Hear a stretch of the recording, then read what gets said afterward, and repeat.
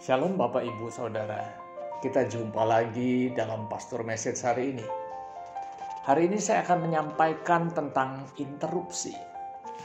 Kata interupsi menurut Kamus Besar Bahasa Indonesia berarti penyalaan atau pemotongan dalam pembicaraan. Baik ketika pidato atau rapat. Jadi misalnya begini Bapak Ibu, misalnya pas lagi rapat gitu ya, interupsi Pak. Nah, itu ada penyelaan. Nah, ketika sedang berbicara lalu ada interupsi, rasanya tidak enak ya Bapak Ibu. Mau tidak mau pembicaraan harus berhenti dan perhatian kita beralih kepada interupsi. Pengertian interupsi bisa juga terjadi dalam kehidupan seseorang. Contoh, seseorang hidup dalam keadaan tenang, nyaman, tiba-tiba muncul interupsi. Interupsi masalah di dalam keuangannya. Ya. Tiba-tiba partner bisnisnya kabur hingga kehilangan ratusan juta, bahkan mungkin miliar. Nah, perhatian kita, konsentrasi kita beralih kepada masalah yang tiba-tiba datang. Contoh lain, ketika kita pikir semua dalam keadaan terkendali, semua terencana dengan baik, tiba-tiba ada situasi yang menginterupsi sehingga gagal semua. Dan semua itu di luar kendali kita. Bisa juga ketika kita dalam keadaan sehat, tiba-tiba kita divonis oleh dokter, kita mengidap kanker stadium 3 atau sakit serius lainnya. Masalah yang menginterupsi hidup kita, membuat kita tidak nyaman, membuat kita kepikiran, membuat kita mungkin tidak bisa tidur. Ya. Kita bisa saja marah pada Tuhan, tidak bisa menerima keadaan, komplain pada Tuhan, bertanya-tanya pada Tuhan, kenapa ini terjadi? Apa salah saya? Kenapa Tuhan izinkan hal ini terjadi? Oh, banyak sekali pertanyaannya Bapak Ibu.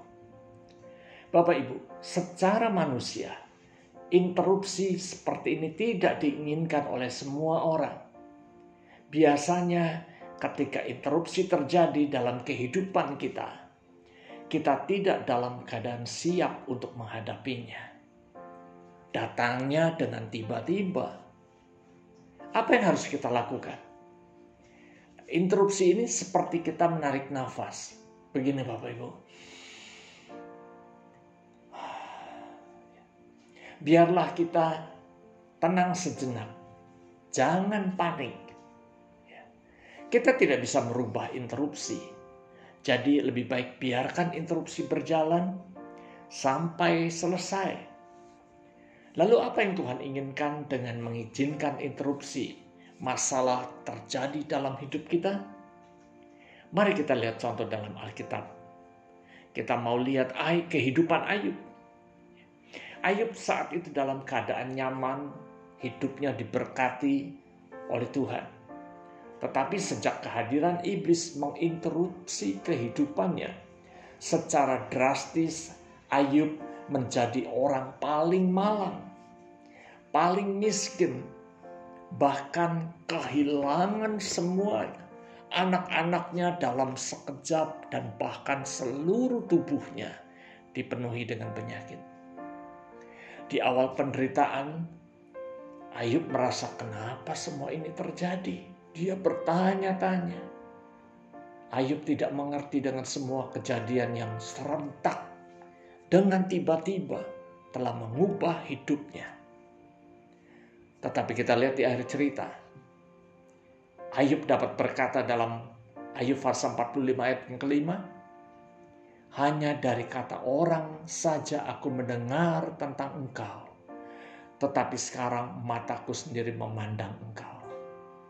Nah, Bapak Ibu, di dalam proses menunggu interupsi selesai, Ayub dapat menemukan pengenalan akan Allah yang lebih baik dari sebelumnya.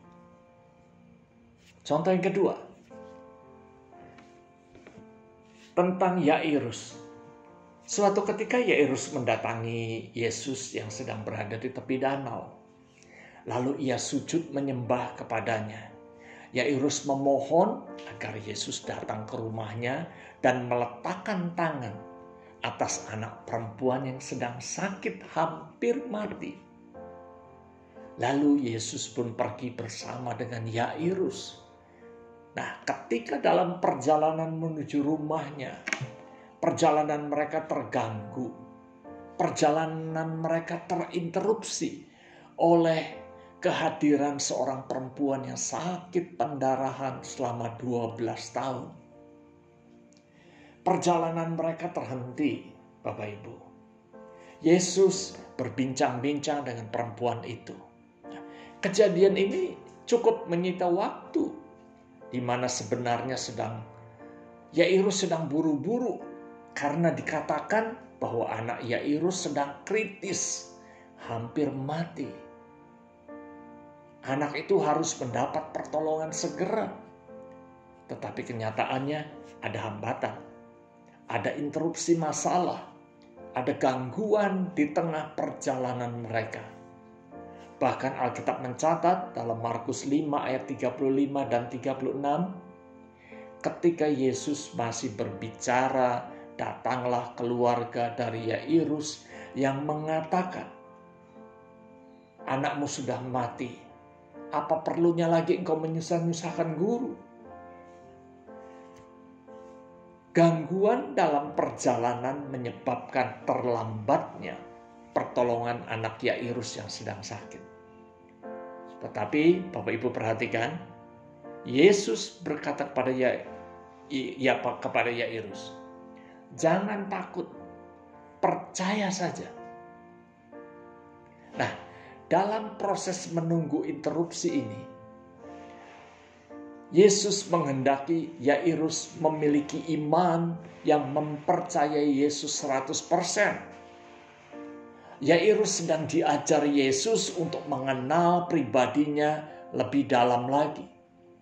Jadi dapat saya katakan bahwa interupsi masalah yang terjadi dalam kehidupan seseorang adalah alat yang Tuhan izinkan untuk lebih mengenal Allah dengan lebih baik. Bagaimana dengan kita? Mari, jika di antara kita ada yang merasa sedang mengalami interupsi dalam kehidupannya, kita mau menyadari bahwa itu bukan untuk menghancurkan hidup kita, bukan untuk menghancurkan harapan kita, tetapi semuanya Tuhan izinkan agar kita dapat lebih mengenal pribadinya dengan lebih baik lagi. Amin. Tuhan Yesus memberkati.